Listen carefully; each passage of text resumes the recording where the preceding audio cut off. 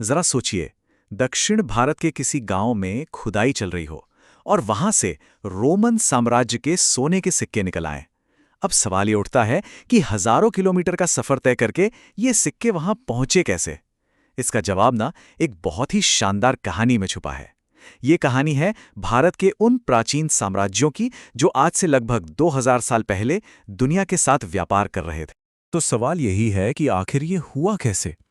देखिए, ये कोई खजाने की पहेली नहीं है, बल्कि ये सबूत है एक ऐसे ग्लोबल ट्रेड नेटवर्क का जो उस वक्त दुनिया की अर्थव्यवस्था को चला रहा था। और पता है, इस पूरे नेटवर्क के सेंटर में कौन थे? दक्षिण भारत के कुछ बेहद शक्तिशाली राजवंश।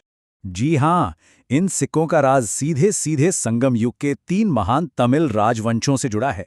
असल में इन्होंने ही वो माहौल बनाया था जहां भारतीय मसालों के बदले में रोम का सोना भारत की तरफ एक नदी की तरह बह कर आ रहा था। सही मायनों में यही थे उस दौर के असली ग्लोबल ट्रेडर्स। तो चलिए अब मिलते हैं इन 3 महाशक्तियों से, चेर, चोल और पांड्या।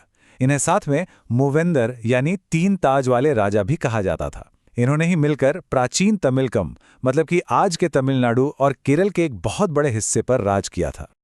अच्छा, ये जो टेबल है ना, ये हमें इन तीनों का एक क्विक ओवरव्यू देता है। देखिए, चोलों का राज था पूर्वी तट पर, पांड्यों का बिल्कुल दक्षिणी छोर पर, और चेरों का था पश्चिमी तट पर। हर किसी की अपनी एक अलग खासियत थी, एक यूनिक इकोनॉमिक इंजन था जिसने उन्हें बेशुमार दौलत और शोहरत दी। और इनकी राजधानियां वो सिर्फ एडमिनिस्ट्रेटिव सेंटर नहीं थीं, बल्कि इंटरनेशनल ट्रेड के हलचल भरे हब थे। तो अब आते हैं सबसे दिलचस्प सवाल पर, इनकी इतनी दौलत का राज क्या था? मतलब ऐसा क्या था इनके पास कि दुनिया की सबसे बड़ी ताकत रोमन साम्राज्य इनके साथ व्यापार करने के लिए इतना बेताब था? चलिए इनके बिजनेस मॉडल को एक एक करके समझते हैं। सबसे पहले बात करते हैं चोलों की। इनका राज था जमीन पर। इन्होंने क्या किया, कावेरी नदी के उपजाऊ डेल्टा को ही अपना खजाना बना लिया। और कमाल की बात तो यह है कि इन्होंने आज से 2000 साल पहले कल्लानई बांध जैसा एक इंजीनियरिंग का चमत्कार खड़ा कर दिया ताकि खेतों में पानी की कभी कमी ही ना हो। और नतीजा, इतना ज्यादा अनाज और कपड़ा पैदा होता था कि पुहार बंदरगाह से पूरी दुनिया को एक्सपोर्ट किया जाता था। अच्छा, अब जमीन से चलते हैं समंदर की ओर, पांड्यों के पास। ये थे समंदर के बादशाह। इनके राज में दुनिया के सबसे बेहतरीन मोती निकलते थे। जी हां, इनका जो कोरकई बंदरगाह था ना, वो मोतियों का एक ग्लोबल मार्केट बन चुका था। और यहां से निकले मोतियों की चमक सीधे रोम की रानियों के श्रृंगार तक पहुंचती थी। वैसे मोतियों के अलावा मसाले भी इनकी एक बहुत बड़ी ताकत। और आखिर में आते हैं चेर, जिनके पास थी उस दौर की सबसे कीमती चीज, काली मिर्च, जिसे उस वक्त काला सोना कहा जाता था। आज के केरला के तट पर इनका कब्जा था और यहीं से काली मिर्च की पूरी ग्लोबल सप्लाई कंट्रोल होती थी।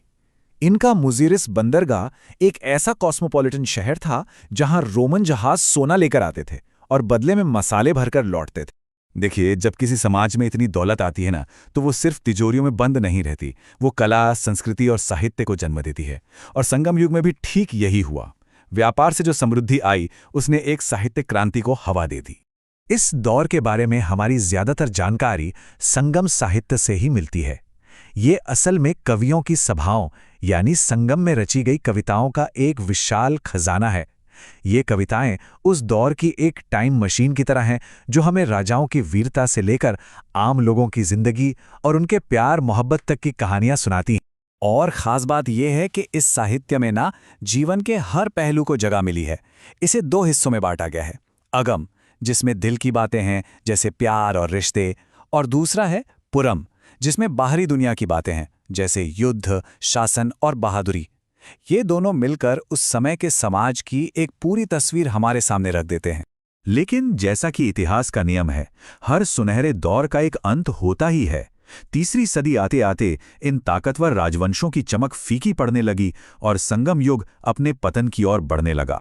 ये टाइमलाइन हमें दिखाती है कि कैसे 300 ईस्वी के आसपास कलभरा नाम की एक शक्ति के उदय ने इस क्षेत्र में एक तरह का अंधकार युग ला दिया।